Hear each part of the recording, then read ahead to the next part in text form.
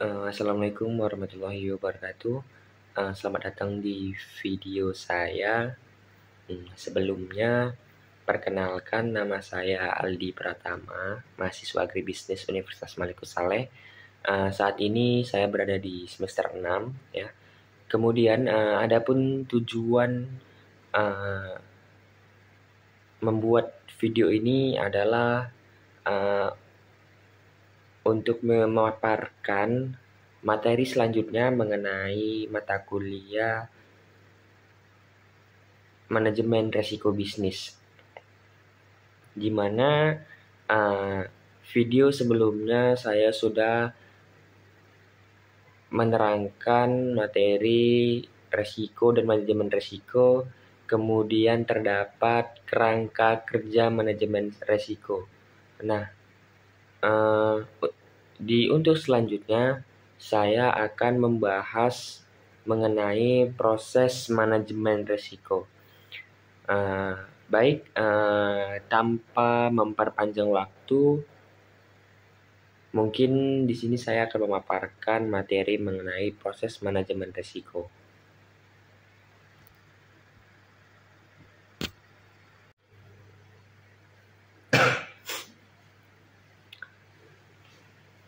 Proses manajemen resiko.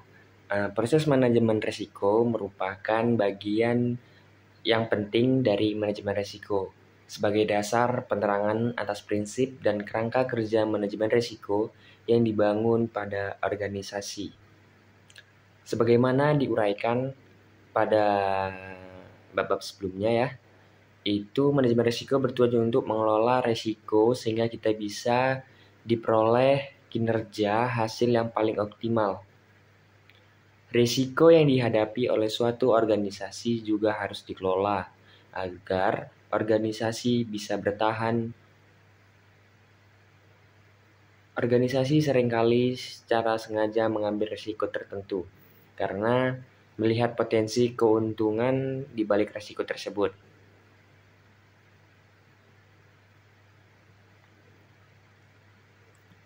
Nah, adapun tujuan dari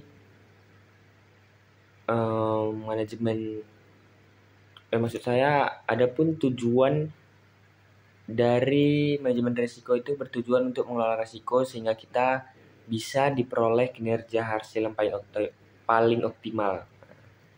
Jadi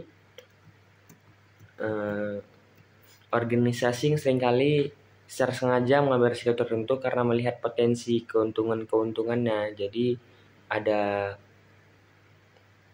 nilai bagus yang berdampak positif jika kita mengambil risiko tersebut. Nah, kemudian beralih kita ke slide selanjutnya, itu ada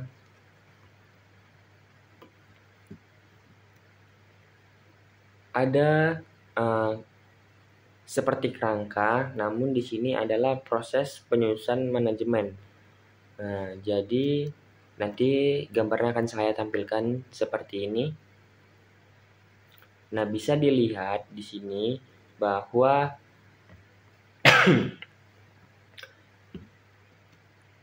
terdapat di sisi kanan ada komunikasi dan konsultasi, kemudian pemantau dan tinjauan.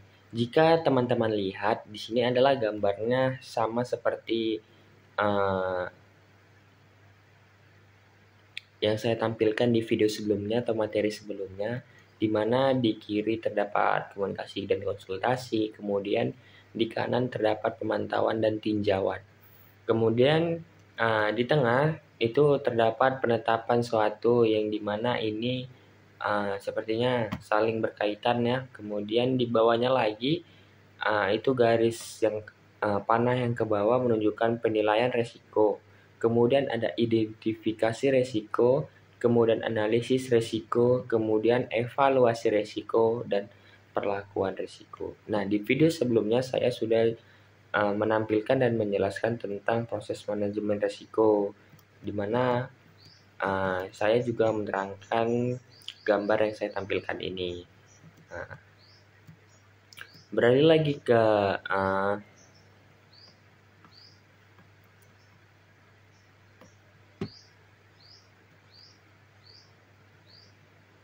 maksud dari proses manajemen risiko ini, ya, itu terdapat 3 proses utama dalam implementasi manajemen risiko. Nah, itu ada penetapan konteks, ya, penetapan konteks, kemudian penilaian risiko dan penanganan risiko. Penetapan konteks manajemen risiko sebagai langkah pertama proses manajemen risiko. Ini dia bertujuan untuk mengidentifikasi serta mengungkapkan sasaran organisasi, lingkungan, atas sasaran hendak dicapai, stakeholders yang berkepentingan dan berbagai kategori dan kriteria risiko pada suatu organisasi. Keseluruhan hal tersebut akan membantu dalam menguraikan, menjelaskan, serta menilai sifat dan kompleksitas dari risiko. Dalam proses penetapan konteks manajemen risiko terkait erat dengan penetapan tujuan, strategi, ruang lingkup, dan parameter-parameter lain yang berhubungan dengan proses pengolahan risiko suatu organisasi. Proses ini menunjukkan kaitan atau hubungan antara permasalahan hal yang akan dikelola risiko dengan lingkungan organisasi eksternal dan internal. Proses manajemen risiko dan ukuran atau kriteria risiko yang hendak dijadikan standar. Proses kedua itu adalah penilaian risiko. Ini meliputi tahapan identifikasi risiko yang bertujuan untuk mengidentifikasi risiko-risiko yang dapat berpengaruh terhadap pencapaian sasaran organisasi. Berdasarkan risiko-risiko yang telah teridentifikasi, disusun sebuah daftar risiko untuk kemudian dilakukan pengukuran risiko, analisis melihat tingkatan risiko.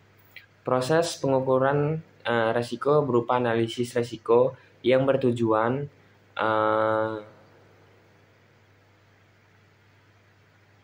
untuk menganalisis kemungkinan dan dampak dari risiko yang telah diidentifikasi. Hasil pengukuran tingkatan risiko dan peta risiko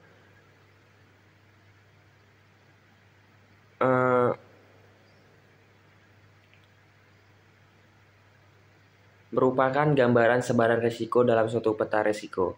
Tahapan berikutnya dalam penilaian risiko adalah evaluasi risiko yang bertujuan untuk membandingkan hasil analisis risiko dengan kriteria risiko yang telah ditentukan sebelumnya untuk dijadikan dasar penerapan pandangan risiko.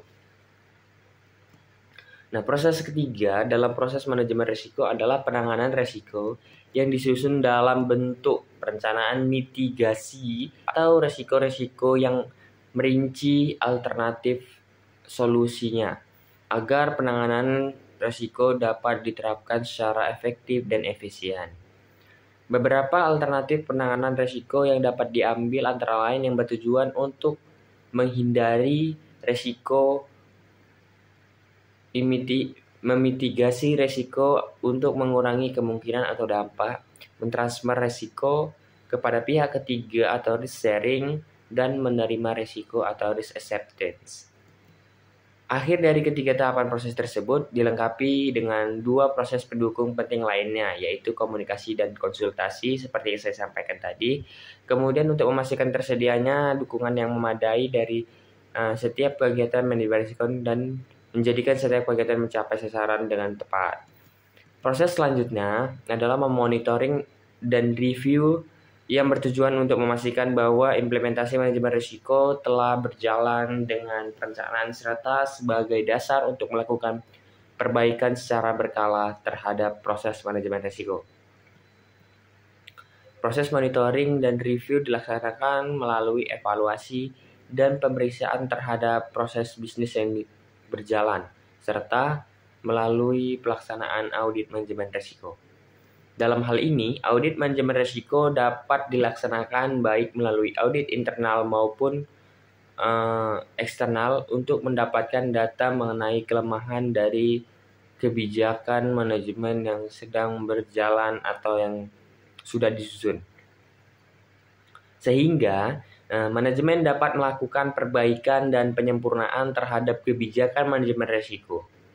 Perbaikan dan penyempurnaan manajemen risiko yang didasarkan pada hasil monitoring dan review tersebut bertujuan untuk meningkatkan fungsi manajemen risiko yang tertuang dalam bentuk pemuktahiran peta risiko organisasi yang dilengkapi dengan daftar risiko yang teridentifikasi, yang dilengkapi dengan hasil analisis atas tingkat kemungkinan dan dampak dari risiko yang teridentifikasi tersebut, serta rumusan tindakan pengendalian dilengkapi dengan sistem monitor yang sesuai untuk kebutuhan organisasi dalam mencapai tujuan organisasi.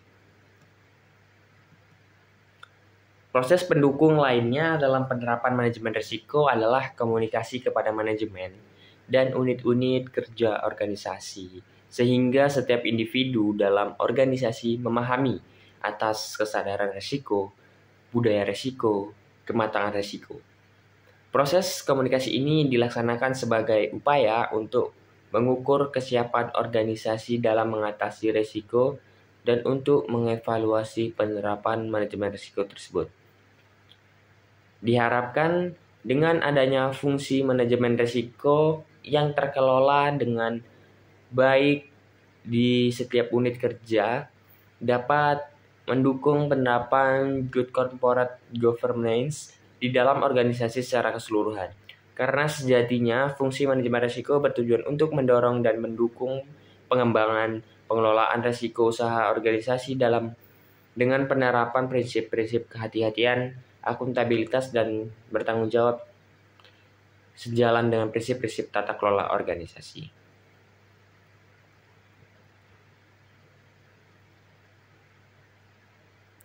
Keseluruhan tahapan dari proses manajemen risiko merupakan kegiatan kritikal dalam manajemen risiko karena merupakan penerapan daripada prinsip kerangka kerja yang telah dibangun.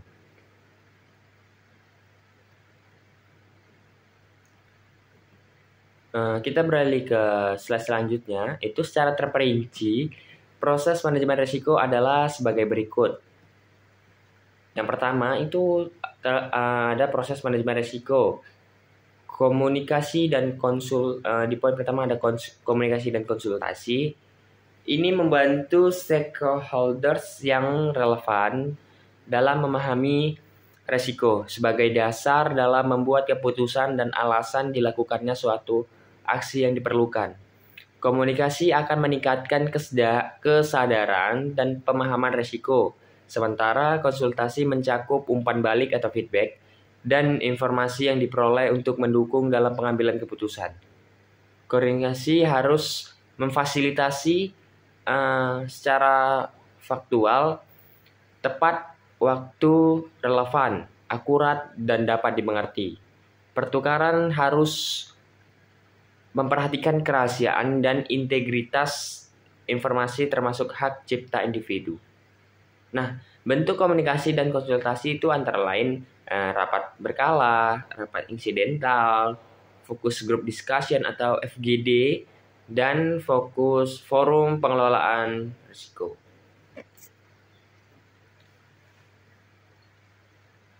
Kemudian di poin kedua ada penetapan konteks risiko.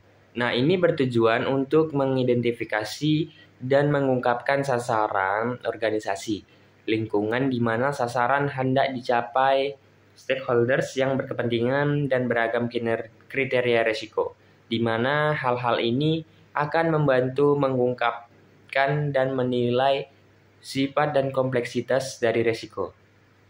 Nah, adapun tahapan penetapan konteks meliputi itu pertama ada menetapkan ruang lingkup dan periode penerapan manajemen risiko. Di dalamnya itu terdapat ruang lingkup penerapan manajemen risiko yang berisi tugas dan fungsi unit terkait, kemudian periode penerapan manajemen risiko berisi tahun penerapan manajemen risiko tersebut. Kemudian itu di tahapan selanjutnya itu ada menetapkan sasaran organisasi, di mana ini dilakukan berdasarkan sasaran strategis yang bertuang dalam peta strategis unit organisasi, peta strategi, rencana strategis, dan rencana kerja serta dokumen perencanaan strategis lainnya, termasuk inisiatif strategis. Kemudian terdapat menetapkan struktur unit pemilik resiko atau UPR. Kemudian ada mengidentifikasi stakeholder yang diperlukan, itu untuk memahami pihak-pihak yang berinteraksi dengan organisasi dalam mencapai sasaran. Hal yang perlu dituangkan dalam identifikasi stakeholder meliputi siapa saja stakeholder unit dan hubungan organisasi dengan stakeholder tersebut. Kemudian tahapan penetapan selanjutnya itu ada mengidentifikasi peraturan perundang-undangan yang terkait.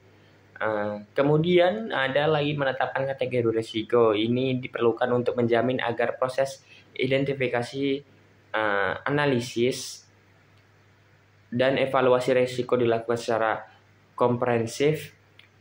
Kemudian penentuan kategori risiko didasarkan pada penyebab risiko. Kemudian ada lagi itu menetapkan kriteria risiko.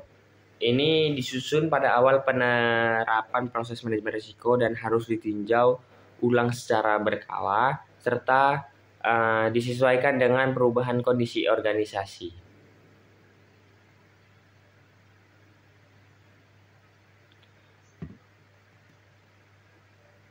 Nah, di kriteria risiko mencakup kriteria kemungkinan terjadinya risiko dan kriteria dampak dengan ketentuan sebagai yang pertama itu terjadinya kriteria kemungkinan terjadi risiko terdapat beberapa poin seperti kriteria kemungkinan dapat menggunakan pendekatan statistik, kemudian penentuan peluang terjadinya risiko di Badan Standarisasi Nasional itu menggunakan pendekatan kejadian per satuan waktu, yakni dalam periode 1 tahun. Kemudian penggunaan kriteria kemungkinan ditentukan oleh pemilik risiko dengan pertimbangan sebagai persentase yang digunakan apabila terdapat populasi yang jelas atas kegiatan tersebut, kemudian jumlah digunakan apabila populasi tidak dapat ditemukan. Nah, kemudian ada lagi kriteria dampak atau konsekuensi. Nah, di sini dapat diklasifikasikan dalam beberapa area dampak sesuai dengan jenis kejadian risiko yang mungkin terjadi.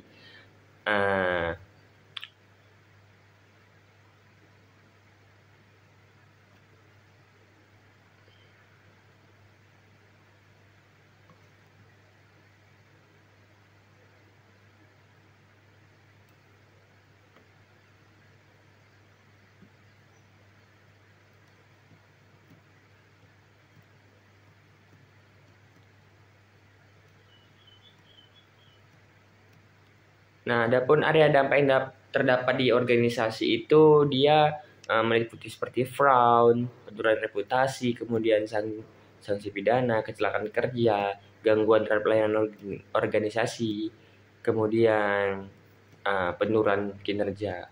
Kemudian ada lagi namanya di dalam apa tadi ya?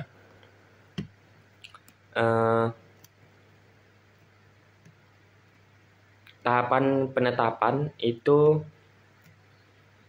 ada menetapkan matriks analisis risiko dan level risiko, di mana ini ada 3 poin ya. Yang pertama itu ada kombinasi antara level dampak dan level kemungkinan menunjukkan besaran risiko. Kemudian penuangan besaran risiko dilakukan dalam matriks analisis risiko untuk menentukan level risiko. Dan yang terakhir itu level kemungkinan terjadinya risiko, level dampak, dan level risiko masing-masing menggunakan 5 skala tingkat level.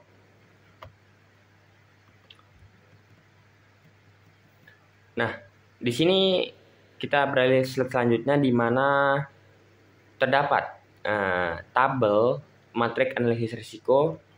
Gambarnya akan saya tampilkan seperti ini. Nah, bisa dilihat teman-teman di sisi sebelah kiri itu tabel matriks analisis risiko ya. Kemudian terdapat nomor dari 1, 2, 3 dari bawah ya, itu dari sangat jarang, kemudian jarang, mungkin, kemungkinan besar, dan hampir pasti. Itu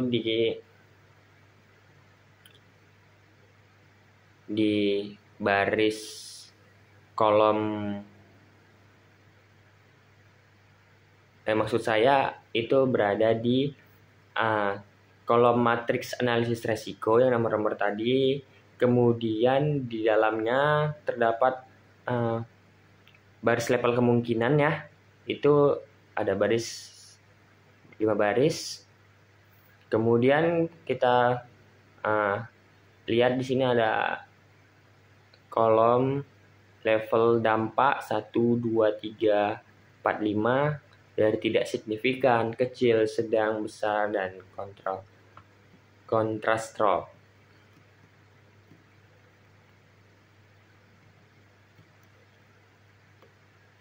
Ya, bisa dilihat ya teman-teman. Kemudian kita beralih lagi di slide selanjutnya, itu ada level resiko. Nah, di sini ada tabel level resiko, akan saya tampilkan seperti ini. Bisa dilihat teman-teman, terdapat 3 kolom, ya, 3 kolom dan beberapa baris dari warna merah, orange, kuning, hijau, biru, dari mulai sangat rendah, maksudnya dari sangat tinggi, sedang, rendah, dan sangat rendah. Kemudian ada besaran resikonya itu pun dari 1 sampai 5, kemudian 6 sampai 5, itu dengan jarak jarak interval, ya. Jarak intervalnya itu 5, ya. 5 kan. 16. Yang pertama itu 1 sampai 5, kemudian 6 sampai 11, kemudian 12 sampai 15 itu berarti 1 2 3, ya. Kemudian 16 sampai 19, kemudian 20 sampai 25, ya. Bisa dilihat ya teman-teman. Nah, kemudian kita beralih ke slide selanjutnya, itu menetapkan selera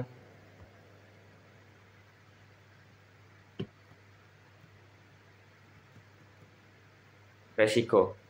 Selera resiko menjadi dasar dalam penentuan toleransi resiko, yakni batasan besaran kuantitatif level kemungkinan terjadinya dan level dampak resiko yang dapat diterima. Sebagaimana dituangkan pada kriteria resiko, penetapan selera resiko untuk setiap kategori resiko itu terdapat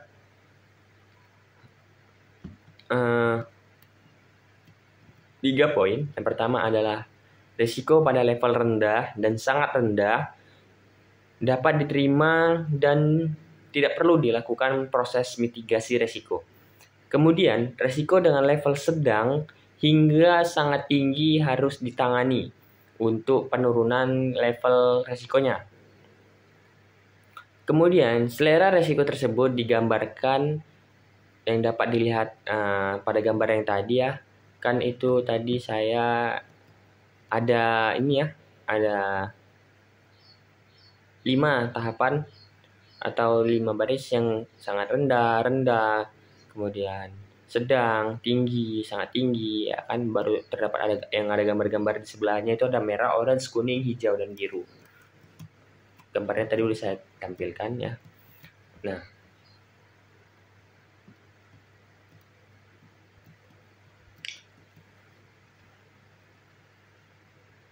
kemudian ada penilaian risiko. Nah, di penilaian risiko ini ada beberapa poin. Yang pertama itu ada identifikasi risiko. Tahapan identifikasi risiko itu dia meliputi identifikasi risiko dan rencana penanganan risiko dari UPR di atasnya yang relevan dengan tugas dan fungsi UPR yang bersangkutan ada top down. Kemudian ada identifikasi risiko berdasarkan sasaran UPR yang bersangkutan dengan meliputi tahapan itu memahami sasaran organisasi, kemudian mengidentifikasi kejadian resiko, kemudian mencari penyebab, kemudian menentukan dampak, dan menentukan kategori resiko. Nah, selanjutnya itu ada identifikasi risiko berdasarkan input dari konsep profil risiko UPR di level di bawahnya apa bottom up. Kalau yang tadi top down, ini sekarang bottom up. Nah, di UPR dapat mengusulkan agar dapat suatu risiko dinaikkan menjadi risiko pada UPR yang lebih tinggi apabila terdapat 2 poin. Yang pertama, risiko tersebut memerlukan koordinasi antara UPR level dan risiko tersebut tidak dapat ditangani oleh UPR tersebut.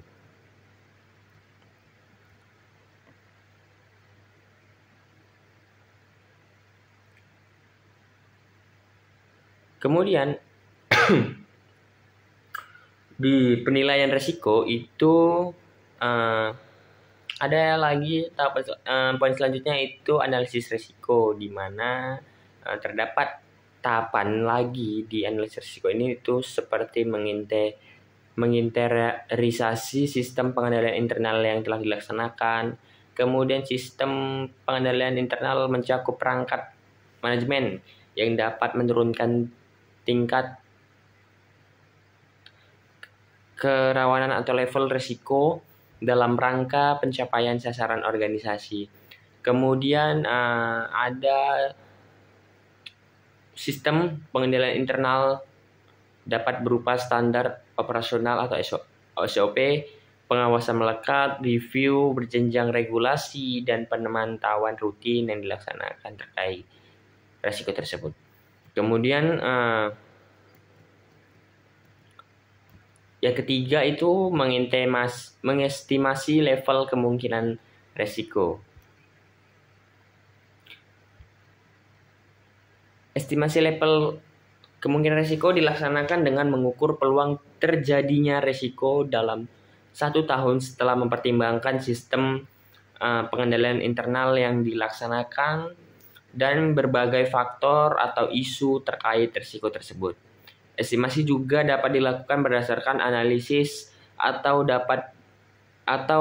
atas dasar risiko yang terjadi pada tahun sebelumnya sebagaimana dituangkan dalam LED. Kemudian level kemungkinan risiko ditentukan dengan membandingkan estimasi kemungkinan risiko dengan kriteria kemungkinan risiko. Kemudian yang 4 adalah mengestimasi level dampak risiko. Itu berdasarkan dampak risiko yang telah diidentifikasi pada tahap identifikasi risiko, ditentukan area dampak yang relevan dengan dampak risiko tersebut. Kemudian level dampak risiko ditentukan dengan membandingkan nilai estimasi dampak risiko dengan kriteria dampak risiko. Kemudian pada poin kelima itu menentukan besaran risiko dan level risiko. Ini ditentukan dengan mengombinasikan level kemungkinan dan level dampak risiko dengan menggunakan rumusan dalam matriks analisis risiko. Kemudian berdasarkan pemetaan risiko tersebut diperoleh level kemungkinan risiko yang memiliki sangat tinggi 5, ya kan, sangat tinggi tadi 5, kemudian tinggi itu ada 4, sedang itu ada 3, kemudian rendah itu 2, dan atau sangat rendah itu 1 ya. Kemudian pada poin 6 itu menyusun peta risiko. Peta risiko merupakan gambaran kondisi risiko yang mendeskripsikan posisi seluruh risiko dalam sebuah chart berupa suatu diagram kartesius. Peta risiko dapat disusun per risiko atau kategori risiko. Nah, kemudian pada poin ke-7 ada evaluasi risiko.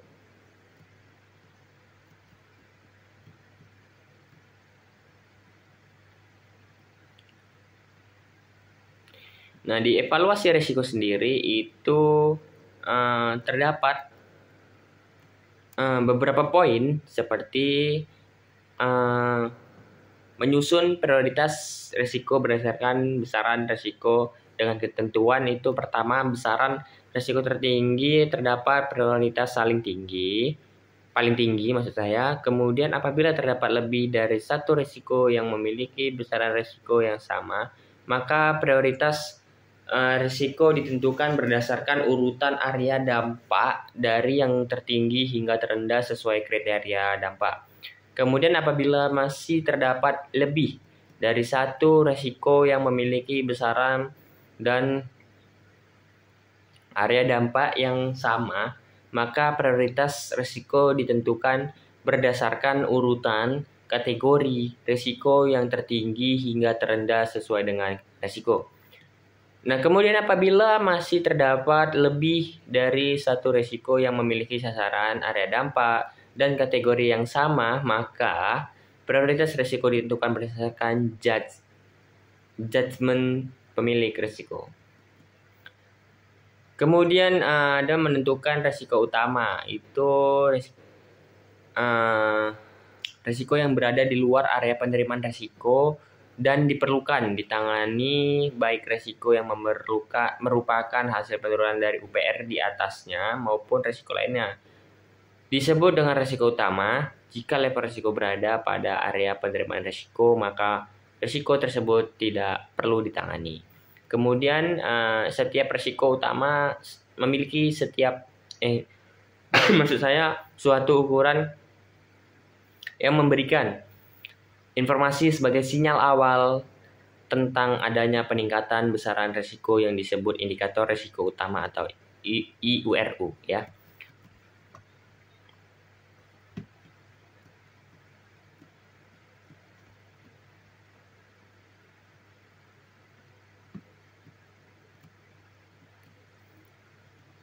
Kemudian penanganan risiko.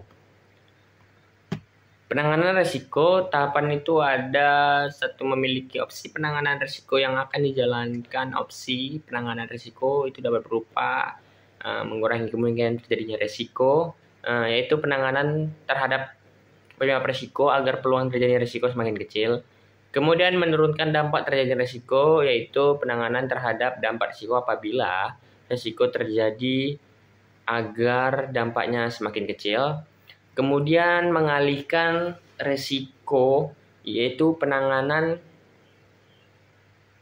risiko dengan memindahkan sebagian atau seluruh risiko baik penyebab dan atau dampaknya ke instansi atau entitas lainnya. Opsi ini dapat diambil dalam hal itu pertama, pihak lain tersebut memiliki kompetensi terkait hal tersebut dan memahami level risiko atas kegiatan tersebut. Kemudian proses mengalihkan risiko tersebut sesuai ketentuan yang berlaku dan penggunaan opsi ini disetujui oleh atasan pemilik risiko. Kemudian menghindari risiko, yaitu penanganan risiko dengan menghilangkan sasaran dan atau kegiatan untuk menghilangkan risiko tersebut. Kemudian menerima risiko, yaitu penanganan risiko dengan tidak melakukan tindakan apapun terhadap risiko tersebut. Nah, opsi penanganan risiko dapat merupakan kombinasi beberapa opsi tersebut dan sedapat mungkin diarahkan untuk mengurangi kemungkinan terjadinya risiko. Prioritas opsi penanganan risiko yang dipilih ditentukan berdasarkan urutan opsi penanganan sebagaimana yang sudah saya katakan tadi ya.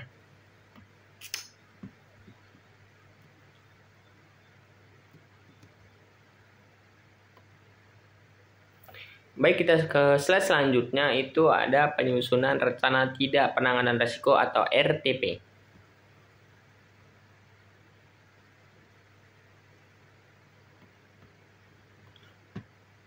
Berdasarkan opsi penanganan risiko yang telah dipilih, disusun rencana aksi penanganan risiko.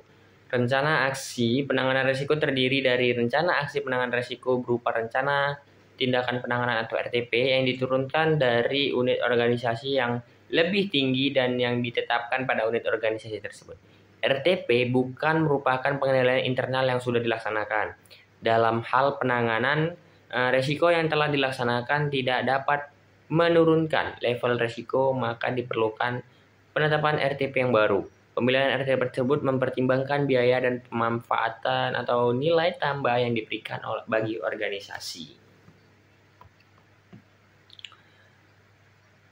Nah, RTP tersebut harus memuat informasi seperti satu, itu kegiatan dan tahapan kegiatan berdasarkan opsi penanganan yang dipilih. Kemudian kedua, itu target output yang diharapkan atas kegiatan tersebut. Kemudian jadwal implementasi kegiatan penanganan risiko, dan yang terakhir itu penanggung jawab yang berisi unit yang bertanggung jawab dan unit pendukung atas setiap tahapan penanganan risiko.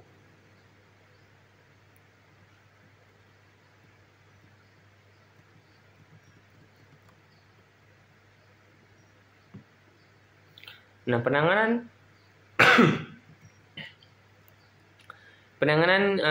risiko yang berhasil menurunkan level kemungkinan dan level dampak dimaksudkan sebagai aktivitas pengendalian pada periode berikutnya, kecuali rencana penanganan risiko yang sifatnya proyek. Itu pertama itu ada menetapkan level risiko residual harapan, kemudian menjalankan RTP, kemudian memantau risiko tersisa. Kita beralih ke slide selanjutnya. Itu ada pemantauan dan tinjauan review. Bentuk pemantauan dan tinjauan review terdiri itu dari atas 3 poin ya. Yang pertama ada pemantauan berkelanjutan atau ongoing monitoring.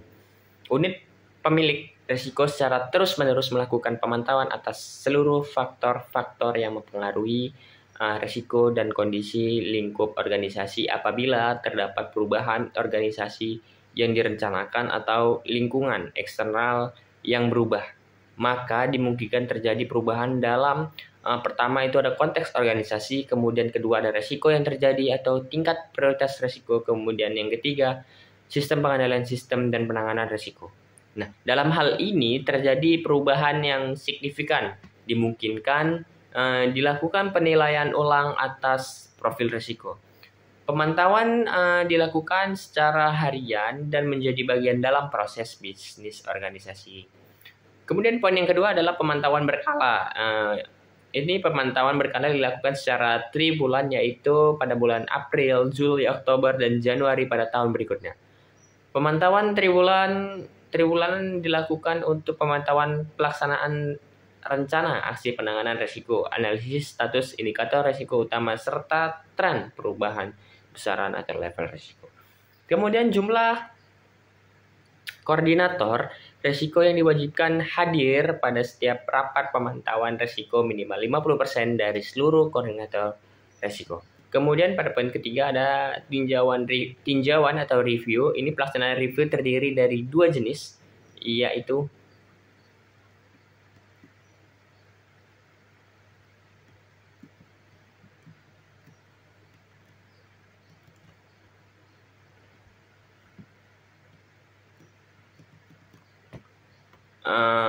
tinjauan review implementasi manajemen risiko.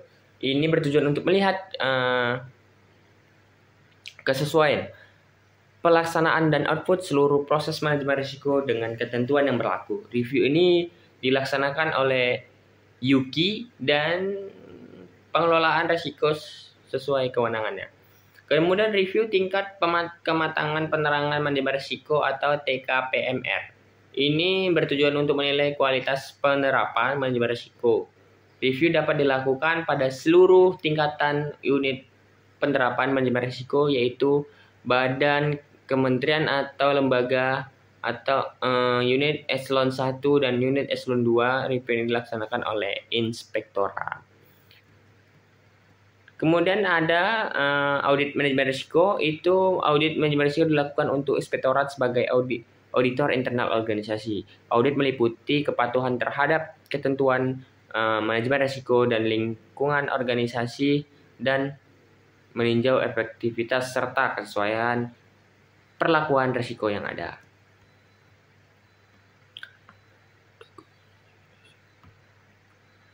Kemudian kita beralih ke slide selanjutnya, itu ada bisa dilihat ada dokumen manajemen risiko. Nah, yang pertama itu ada piagam manajemen risiko. Ini merupakan pernyataan pemilik risiko dalam melaksanakan manajemen risiko yang terlampir dengan formulir konteks manajemen risiko, formulir profil dan peta risiko dan formulir penanganan risiko. Kedua itu ada pelaporan manajemen risiko, itu merupakan dokumen yang menyajikan informasi terkait pengelolaan risiko kepada pemangku kepentingan. Informasi tersebut berguna sebagai bahan pertimbangan dan data dukung dalam mengambil keputusan serta umpan balik terhadap pelaksanaan manajemen risiko. Nah, adapun bentuk-bentuk laporan manajemen risiko itu meliputi seperti pertama itu laporan pemantauan, kemudian laporan manajemen risiko insidental, kemudian mekanisme penyampaian dokumen manajemen risiko. Nah, itu dia. Ada 3 tadi yang saya sebutkan.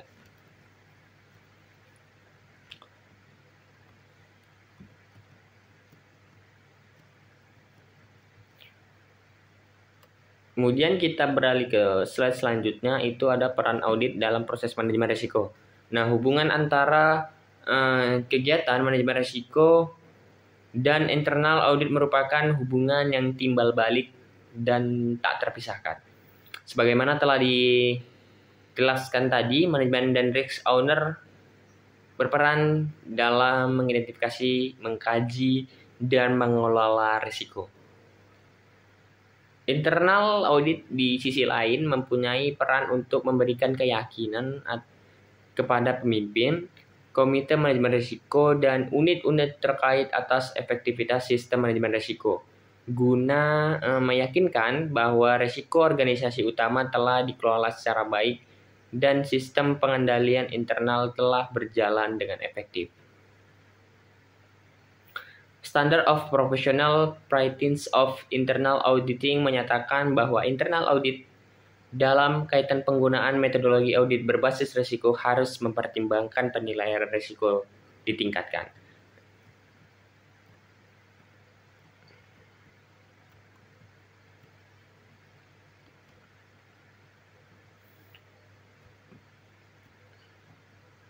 Nah, antara lain itu ada 1. Macro Risk Assessment. Menteri, Kepala, Ketua, Pimpinan tertinggi internal auditor harus menggunakan hasil penilaian risiko dalam penyusunan aktivitas audit tahunan. Kemudian kedua ada Micro Risk Assessment. Internal auditor harus menggunakan teknik penilaian risiko dalam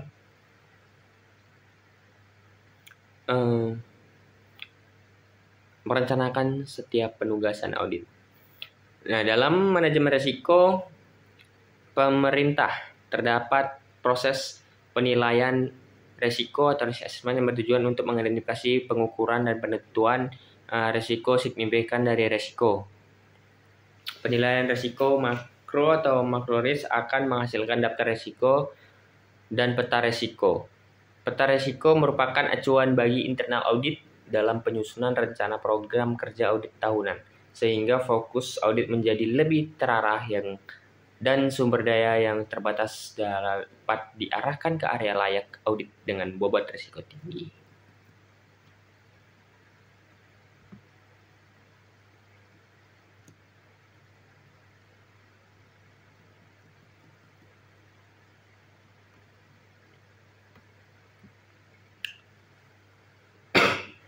Proses manajemen risiko harus mendapat pengawasan yang memadai untuk memastikan efektivitas dari proses tersebut.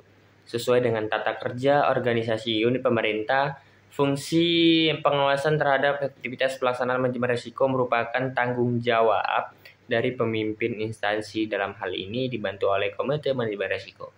Pelaksanaan pengawasan terhadap efektivitas pelaksanaan manajemen risiko dilaksanakan oleh fungsi internal audit dengan melakukan evaluasi yang objektif dan memberikan opini yang independen atas pelaksanaan manajemen risiko pemerintah. Practice Guide yang dikeluarkan oleh The Institute of Internal Auditor bahwa peran utama internal audit dalam memberikan keyakinan yang memadai kepada pemimpin instansi terhadap 1. Memberikan penilaian yang objektif dan memberikan asuransi terhadap proses manajemen risiko, kemudian memberikan penilaian yang objektif dan memberikan asuransi bahwa risiko telah dievaluasi secara benar. Kemudian mengevaluasi pelaksanaan proses manajemen risiko, kemudian mengevaluasi laporan atas risiko-risiko utama, kemudian mengulas pengolahan risiko utama signifikan untuk menjalankan perannya sebagai mana yang telah saya ucapkan di atas tadi. Kemudian dalam menjalankan tugas dan tanggung jawab terkait dengan memberikan asuransi atas proses manajemen risiko, maka hal yang perlu diperhatikan dari internal auditor adalah itu pertama sumber daya yang digunakan untuk menjalankan tanggung jawab. Kemudian internal audit harus dapat menjunjung tinggi sikap dan perilaku independen objektif. Kemudian internal audit harus mensosialisasikan pemahaman bahwa manajemen adalah pemilik yang menanggung jawab atas risiko dan pengendalian.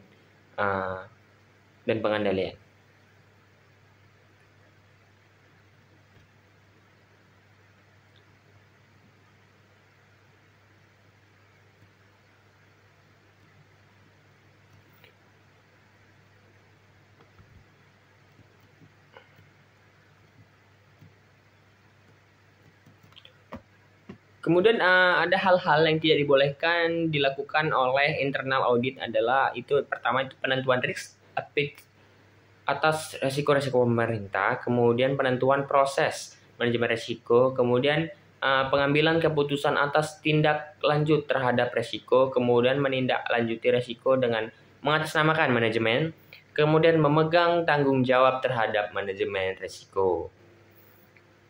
Kemudian kita akan beralih ke slide selanjutnya, itu ada pengukuran kematangan penerapan manajemen risiko.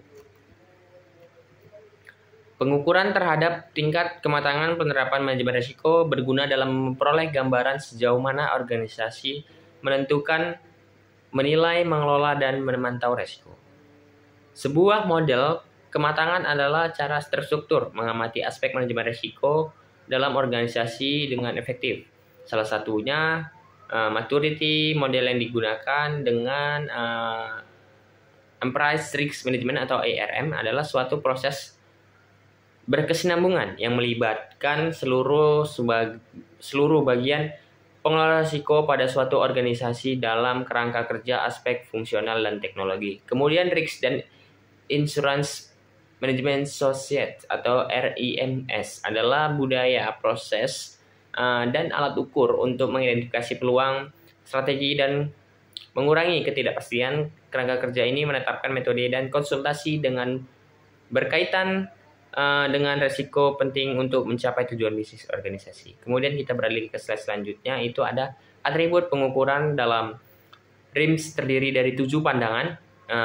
Yang pertama ada pendekatan berbasis EMR, kemudian manajemen proses MMR, kemudian manajemen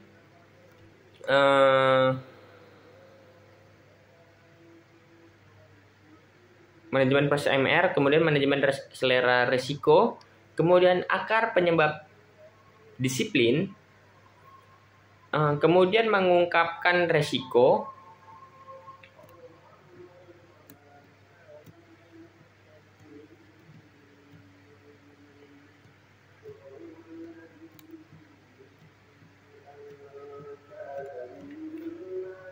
kemudian ada manajemen kinerja, kemudian ada ketahanan dan berkelanjutan usaha. Baik, mungkin sampai sini saja pemaparan materi yang saya sampaikan tentang proses manajemen risiko tadi. Semoga teman-teman bisa memahami apa yang saya sampaikan, dan saya mohon maaf apabila banyak kata yang berbelit sehingga tidak dapat dicerna. Dan saya akhiri video ini. Wassalamualaikum warahmatullahi wabarakatuh.